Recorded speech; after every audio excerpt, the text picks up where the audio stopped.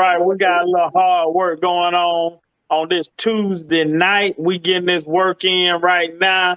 We want to welcome everybody to another edition of We the Vets podcast, aka We the Vets Talkcast. I know that's a new word I'm throwing out there, but we turning it going from a podcast to a talkcast. I'm one of your hosts, Mike P. We got my man on the side of me. Oh, yeah, on the side this way. On the side of me. You know, we got these new visual effects. Got JD from the Parts Unknown. And then we got my man at the bottom, Walton. He representing the big state of Alabama Crimson. Roll Tide. What's up, fellas? What's going on, G? Man, I can't call it, man. You know, live pretty good as a Georgia Bulldog. You know, we sitting up here. You know, number one. Live pretty good, like a Seminole too. I mean, to this year. Yeah, man, you know what? Seminoles finna hit the top 25 next week. Oh man, you think they gonna hit it? Yeah, they gonna hit it. I mean, we'll see what happens. You know what I'm saying? They got the most votes. They on deck. They got the most votes. Like the man say, they on deck. They on deck, yeah. Come on, Seminole, man. So JD can get back in the conversation, man. He been silent for a couple of years, man. Hey, cuz with me too. You hear me out there, cuz? You back, cuz? Hey, man, yeah, they been pretty silent, man. You know, but I like egging on some of them Alabama people, man. I like egging them on, but you know, one of them sent me the other day. But you know, Alabama done won 15 national championships. Georgia had only won 2. I just took one from you. Just give me 3. We really got 3.5. Really got 3.5 now. But don't take my other now. They got 3 now. 9, 15, and 3. You know? So, but you know, I like messing with Alabama people, man. You know, Walt is the coolest Alabama fan of all time, man. A lot of people don't care for Alabama fans, man. They was spoiled. Hey, my wife and something else, boy, she be about ready to tear up the house. The house be about tore up. Game, boy, look at her. About to rearrange do some construction up in here, man. Stressing, man. Right. But I think the difference is though, Walt, you know, now tell me if I'm wrong. I think this the difference. Like you like me, you know, and like JD, we born and bred on what we like. Right. We born and raised and bred on Alabama. Right. I'm born 1990, you know, Georgia Bulldog. You know, JD, he Bobby Brown. That's all need to be said. Right. I think the ones that are, you know, that taking it to heart are the ones that are just jumping on the Nick Saban bandwagon. Oh, yeah. You know, they just came along in 2008. Now, they don't mention nothing about 2007. No. They jump on 2008. That whole drought from 2002 to 2007. Right. They don't say nothing about that. They just jump on there, you know, and I, you know, I be quiet. Yeah. Be quiet, Hey, you know. that's a long drought from the SEC championship in '98 all the way to shoot. Oh man, what 2000? Yeah, 2007. Yeah, 2007. Well, really 2008. Right. And y'all won nationals in '92. Right. So that was about a 16-year drought. Yeah, that was in That's when y'all beat Miami. David Palmer and George Teague. All them was out there. Yeah. And Antonio Langham. Yeah. Yeah. Yeah. George Teague from Montgomery, ain't he? Yeah. Oh, Teague. Yeah, he went to Dallas. Shout out to George Teague, man. You know, I remember Simdall used to talk about Teague all the time. They went to school together. Oh, yeah? Yeah. George Teague. Hey, well, fella, we're gonna jump into the show, man. We don't have enough fantasy football. We're gonna jump into the show, man. You know, last week, man, you know, we had some global news happen. You know, the Queen, she passed away. You know, and so, you know, we think a little different about the Queen than everybody else, and so we're gonna pass it on to our brother Walton, and he gonna talk a little bit about that. Yes, sir. So September 8th, United Kingdom lost their dear Royal Queen Elizabeth II. And I guess you call them African British and also African Americans, the people of India and a lot of other countries that was under rule of Britain at one time or another just was indifferent about the praise. None of my research showed anyone being like just blatantly disrespectful, but at the same time, no one shared the same grievances, like, you know, and it's, you know, rightfully so. What in her 70 her year, what 70 years of Rule. reign did she do, you know, civil rights wise, and looking up at what she do, man, it wasn't a good look. I mean, I know she's dearly loved and all, but you know, it's just all factual. It's just non-existence of her efforts in helping humanitarian wise different races being mistreated, different people of origin, people of different origins.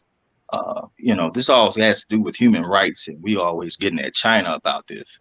You know, we don't want to deal with these folks with who China and also countries in Africa and things like that violate human rights regulations by the you know, as far as the Geneva Convention or whatnot. But nothing I seen that she had anything to do with to try to help out the issue of the cause. And I just, hey,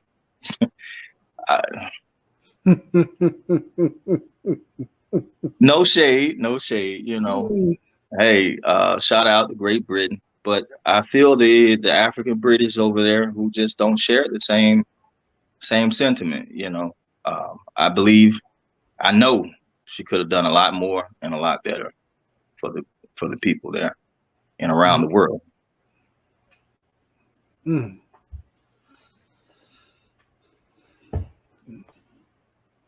You mute, Pat. I'm always muted. Yeah, I don't remember the Queen really standing up or just hearing her voice. You know, and you know, she was 25% African. Didn't know that. Yeah, 25% African, man. Yeah, so yeah, go research that. Right. And if I'm wrong, let me know. If I'm wrong. Yeah. So yeah, even if you study, like her bloodline was not even supposed to be Queen. You know, so I found a lot out. Yeah, Sunday. They knew. Yeah. Mm-hmm. Yeah, you know, so that's how I ran on the Queen, man. You know, no disrespect. You know, we just kind of felt a little different. Exactly. Hey.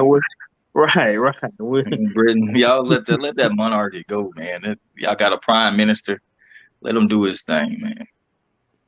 Let him do his thing. I'm sorry. Still doing their thing. Her. I'm sorry. Yeah, it's for her. Yeah. Yeah, let her do her thing. Yeah, let her do her thing. All right, now, fella, we had another discussion, man, the other day that I think we all still thinking about right now. You know, and it's that school pizza. Okay? And if y'all don't know what that school pizza look like, we're gonna show you the pizza and the lunch lady that used to be making this pizza. Mm. Whoever this is, we want to give you a shout out. That school pizza was fire. Yeah. When I say fire, it was fire.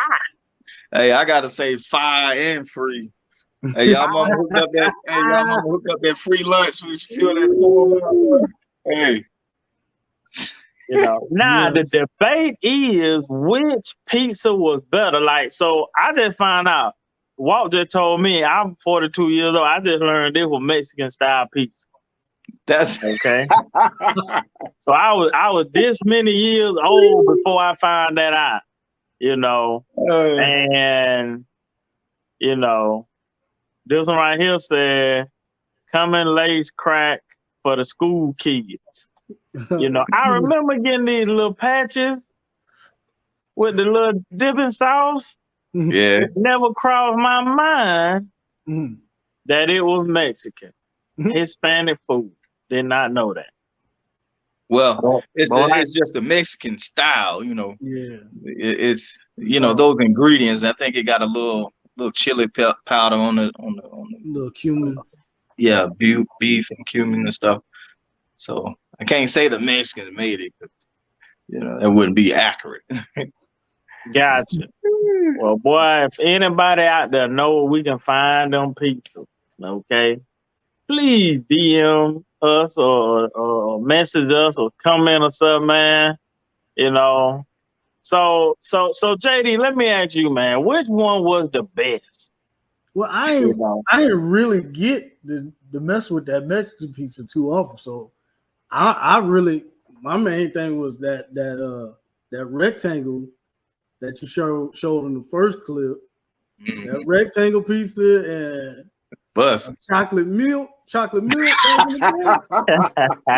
day. Wow. You know, this one with that Miss Betty. Miss Betty. Miss Betty take your, I remember you had to get your lunch number. You had to remember your lunch number. Mm-hmm. Miss Betty put it in, and then them right there, you could buy extra. I remember they were 75 cents. Yeah, And yeah. it was 25 cents for that chocolate milk. So And chocolate milk was a quarter. Yeah, get you two of them jokers. But the thing that always tripped me out is they always put them sides with it, them healthy sides with mixed vegetables. Yeah. Or sometimes you would get French fries, but sometimes they would try to put those mixed vegetables with it to try to. Yeah, you got to get your vegetables. Ain't nobody eating this. A lot of people probably don't remember it, but they used to pass off pizza to us as a really healthy food because it had all the basic food groups on it. You had your bread, your vegetables, your meat, your dairy. You had all of that on there. It was good for you. It was good. Oh man, we swole up now. But you know, at my high school, they had a line. They were called a pizza line. And you got pizza and French fry every day.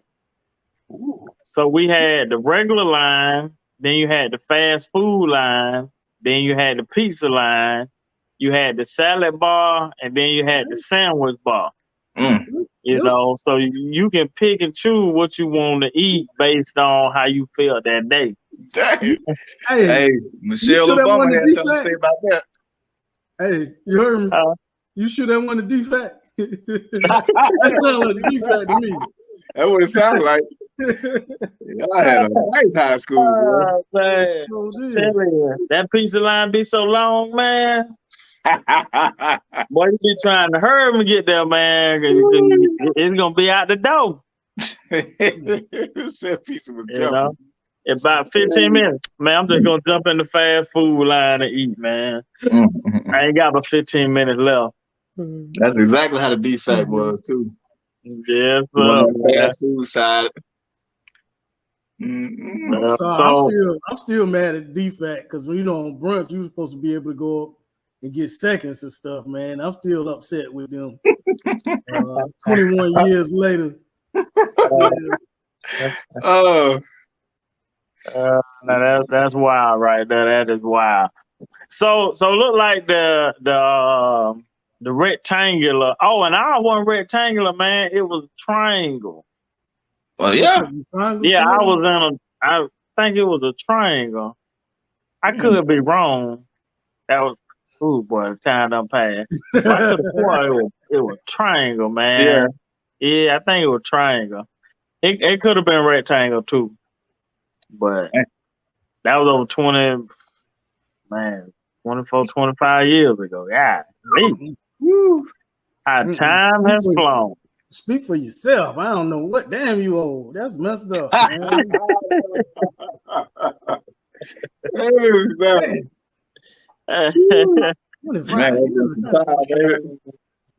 Yes, indeed, man. Hey, so fella, now we also, it's something else, a bill that just came out where it actually don't hit until next year, right? But they're running it through their government, the state of Illinois, and it may be something that may, be all over the nation. There are some other states that are doing a same system as Illinois, so I got a video clip that I want to show our audience of what we're talking about. It's called the Illinois Safety Act of 2023. And so I'm going to show the video, and then we're going to discuss it for a little bit. Closer look at a new law that will eliminate cash bail in Illinois. It's certainly become a heated political issue ahead of the election. Candidates on either side pushing very different views on the impact it could have. Tonight, NBC5's JC Navarrete takes a closer look at the Safety Act. I heard it from a friend, and I'm assuming he heard it from online social media, and even he said it's like a 50-50, so it's just I think it's being blown up right now. If you've ever heard about the new Safety Act, or the so-called, quote, purge law, as it's known on social media, and don't really know what it is, you're not alone. The bill, which takes effect on January 1st, has a lot of people divided.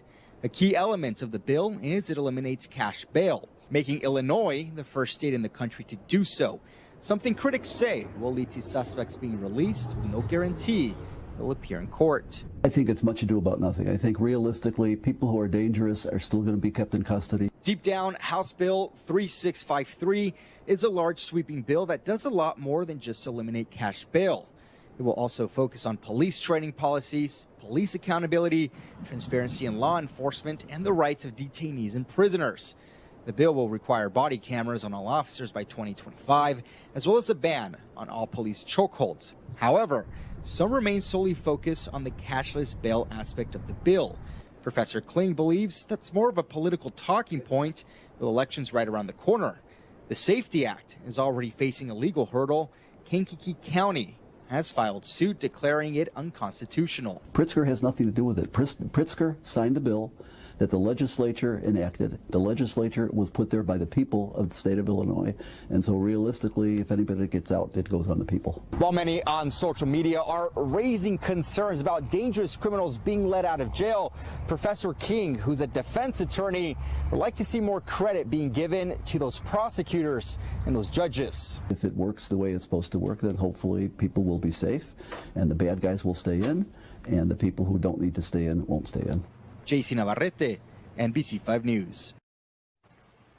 All right, so fellas, that's our short video on it, man. So our expert in this area is JD. No, I'm no expert. I will give you my views. I think it's just like the professor said. It sounds like a talking point for an election. I mean, okay, so you take away cash bails.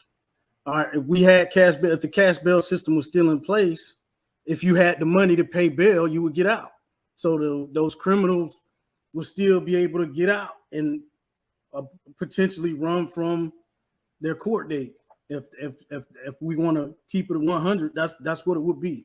So what they're saying now is, hey, no cash bail, and if the judge decides to say, you know what, this person can go ahead and go free, go ahead and get the bail with and come back and receive justice on that particular court date, which they still had the power to do. I'm still kind of confused on what the problem is. Also, that whole bill had a lot of prison reform stuff that needs to take place, and I just don't understand. If we complain about if you the system is geared toward if you got money you can get over and beat the system and avoid justice, and if you don't have money you don't. Then we come up, state of Illinois comes up with a bill to address the issue, and then now we got political talking heads saying, "Oh, it's going to be worse crime and this and this and that." I mean, let's not forget we're talking about the state of Illinois.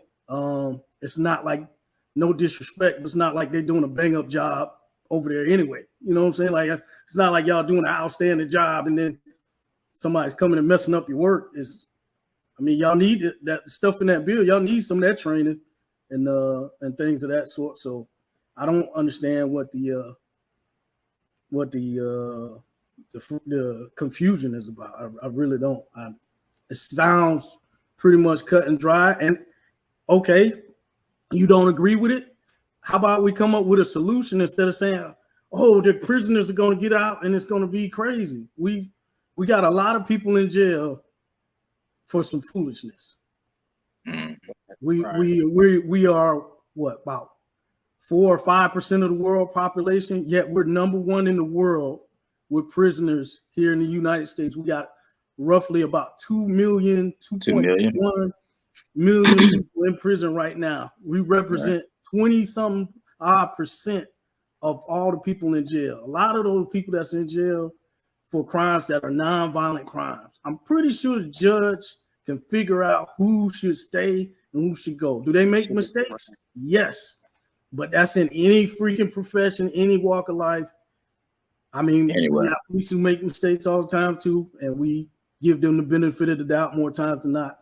I don't understand where it just sounds like a political talking point, man. That's what it sounds like. Exactly. I mean, right. And with the political talk, around about this time, you start getting a lot of, I call it fear factor. Yep.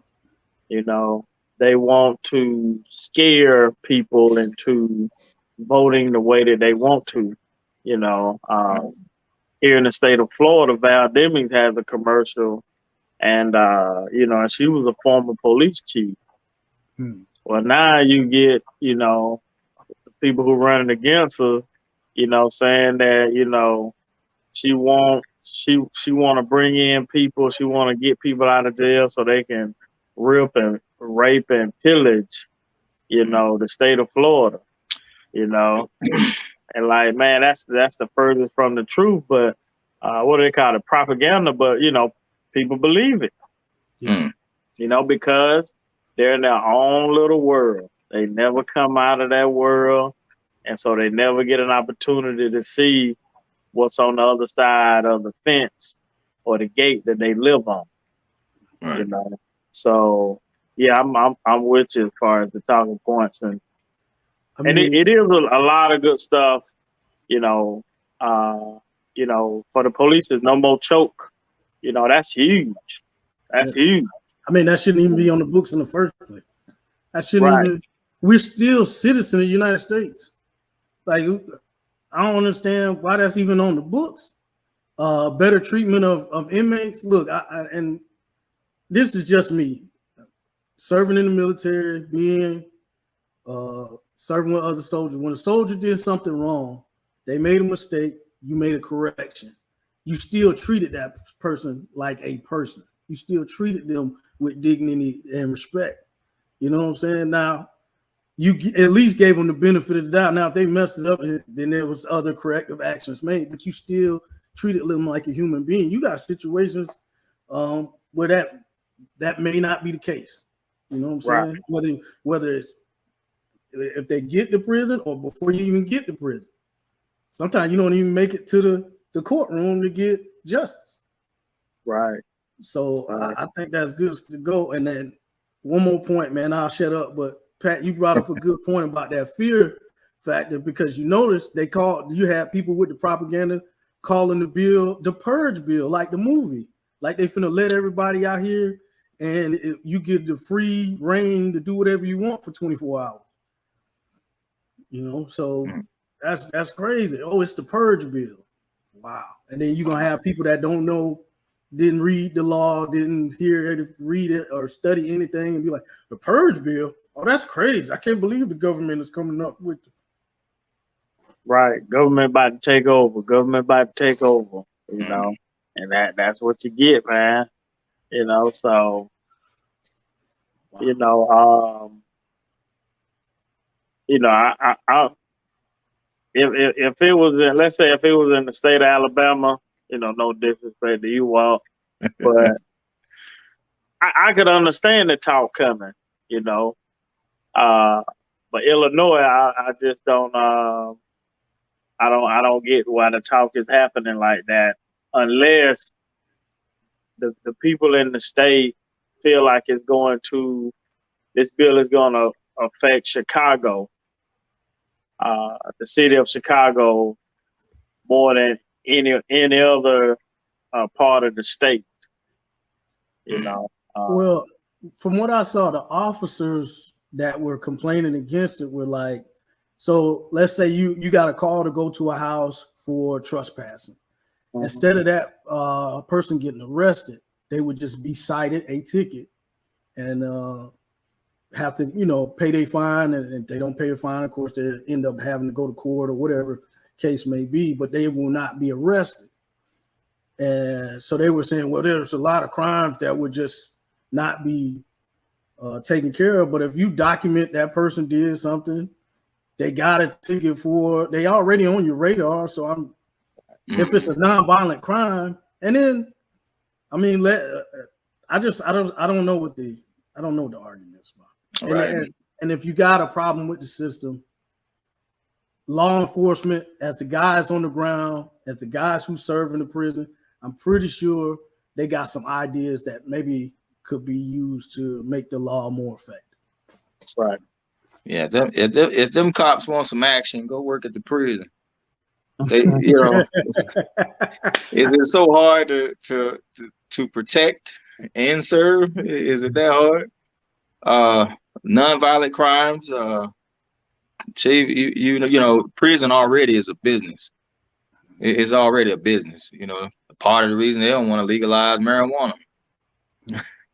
But no matter how many doggone people die of tobacco or secondhand smoke, you know, that's gonna remain legal. We okay with that. But we're gonna make our money off these prisons. These states are.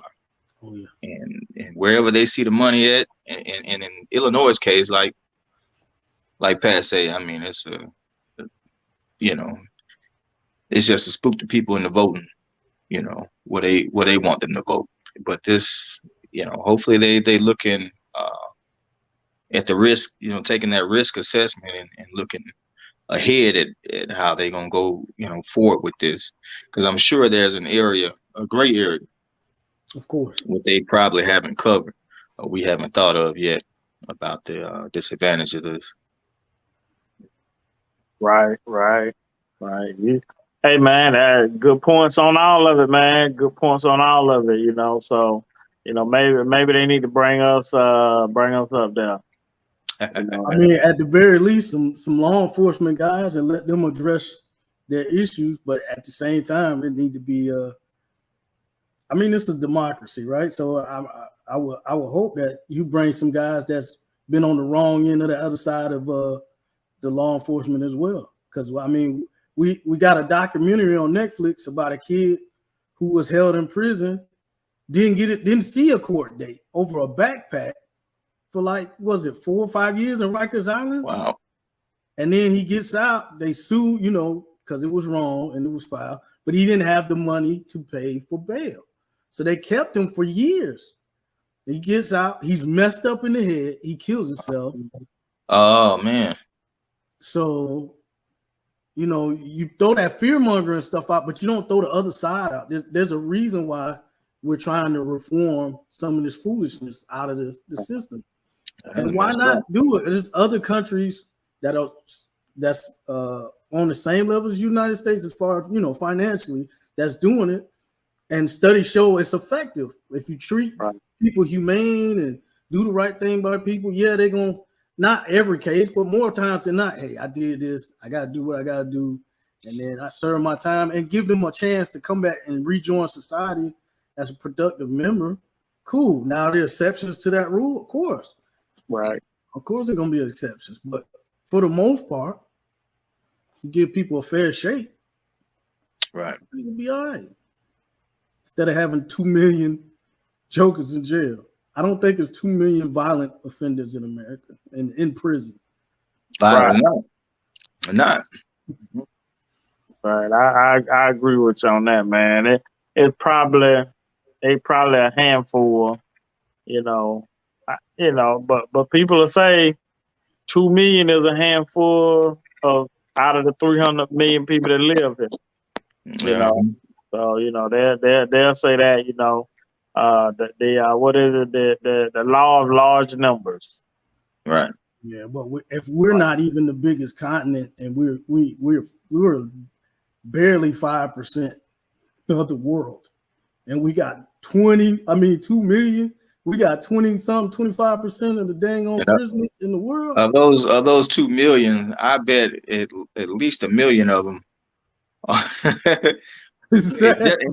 Not just non-violent, but I bet at least 1 million of them have something to do with drugs. Nothing violent. Oh, yeah. And how many? Go ahead. I done seen rapists and murderers get out long before drug dealers. Mm-hmm. Right. And we got a whole show about that. Where if you listen to the verse Jay-Z did with DJ Khaled, new song God did. I heard that. Yeah, well, he breaking it all down, man. We got a show coming up. We're gonna talk about that. I think you should hush. I think you should be quiet. That's one of my favorites. But on another point, just real quick, how many of those people that's in prison right now and they haven't even been to court yet? They just in there because they don't have the money to pay bail. Right. But everybody's getting upset. If they had the money to pay bail, then what? You see what I'm saying? They still not going, not staying in jail. If somebody comes up with the money to get them out, it's pretty much the same thing. So what's the issue? Oh, by the way, the judge still has say in whether they get bail or not. Right. So, right. But that little county or wherever they at, they ain't get their money. That's what it's all about. Yeah, they want their monies. We want the money, and we want to get time from it. It's a 2-in-1. Hey, what he said, the state of Mississippi. We want that free labor, baby. That's right, free labor, man. So and they suing saying it's unconstitutional, but you holding somebody in jail without their full due process and everything. So is that unconstitutional? And this process started and been going on since 1866 or 1865. Really, that's when they so-called freed the slaves. But by 1866, it was going good. They figured out a loophole in the law, in the Constitution. Yeah. Right, and slavery was back on, just in a different, just changed the title of it. Right. Yeah, man. So, fellas, man, we done came to almost our conclusion, man. We done had another good episode, man. I want to thank y'all, man, for y'all opinion, and I call it expertise. Man, and just helping our audience out, man, dropping them nuggets, man, So right. I appreciate y'all, man. If don't nobody else say it, man, I will. Rectangle pizza. Rectangle pizza, man. Hey. Rectangle pizza it is, man. I just want to give a shout out to Kentucky. They're doing so well before Georgia get a hope to y'all. They undefeated. Tennessee on the board, Arkansas. Shout out to y'all for y'all for we get a hope to you. LSU. Oh man, nah, you ain't gonna say LSU. My bad. Hey, they won on Saturday night. Oh, congratulations! Welcome to the season, LSU. They won on Saturday night, man. They made a comeback, man. Mm-hmm. Yeah, but they down there. They played that mad scientist. this joke at his on 30-yard line going forward. I'm like, man, is you crazy? That's football. Hey, did he hit y'all? He hit y'all with that Nick Saban line yet? This ain't my team. I ain't put his team together. No, this is his team. Because he talking about, my quarterback gonna win the Heisman. Man, get out of here. Yeah. You don't touch your defense. If I was his defensive coordinator, like, man, I might as well just resign. I ain't gonna never get now another job, man. Right. Hey, is LSU gonna put him on the news for catfishing? You perpetrating as a coach. And you showed up and you won that coach. Oh, stop. Oh, catfish, man, get your ass out of here. This ain't what it looked like. You look like something different when you was in Oregon now. Oh, stop. Oh, catfishing ass. Already came down there trying to use that southern accent. We seen you. Oh, yeah, with the southern accent, yeah. Yeah, with the y'all. Yeah, y'all. Get your ass. Man. Hey, Kentucky, ashes to ashes, dust to dust. Because when we come in through there, it's going to be that fuss. I think you should be quiet. I think you should be. Oh, man. Yeah. That's all it's going to be, man. It's going to be foot to butt the whole night, man. Foot to butt the whole night. Right from the get-go, man. Listen.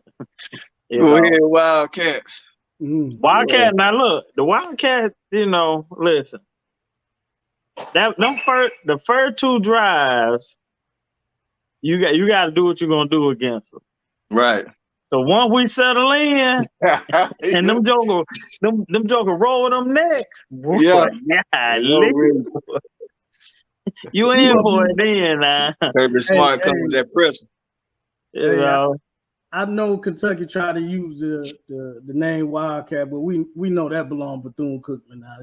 Y'all ain't Wildcats till basketball season. Go on somewhere. Yeah. But they went down and beat Florida. Oh, yeah. They went down and put that thing on Florida, man. Every now and again. Well, I mean, every now and again, y'all show up. Okay. Every now and again. Last time y'all was good. I'll wait. Oh, wait. We talking about basketball? Okay, yeah. Y'all was good. Yeah. Shout out to Bethune-Cookman. Bethune, baby. Yeah. Let's go. Wildcat. There we go. Wildcat. I gotta find that video now, man. Yeah, everybody make sure y'all support your HBCU sir. This season before it's out. Right. Shout out to Albany State, them Golden Rams. Shout out to them. They only got one loss on the season. They lost to FAMU 23-20. So shout out to them, man. Shout out to the FAMU dad in the house. That's right. FAMU dad. So look, I got one at FAMU and I got one at Albany State. Okay. They wasn't even beefing over it, man. So they wasn't even beefing. But I told the older one who at Albany State, I said, just wait till Christmas. I said, she is not gonna let you. She's not gonna let a day go by. She gonna let a day? Yep. You beat Albany State. Yeah. We the better college. So say she ain't gonna let it go. She ain't gonna let it go, man. Oh man. So all right, fella, we finna jump out of here, man. We a little hard work time, man. God bless you, and we love you. Hard work, hard work. Hard work, hard work. Hard work, work.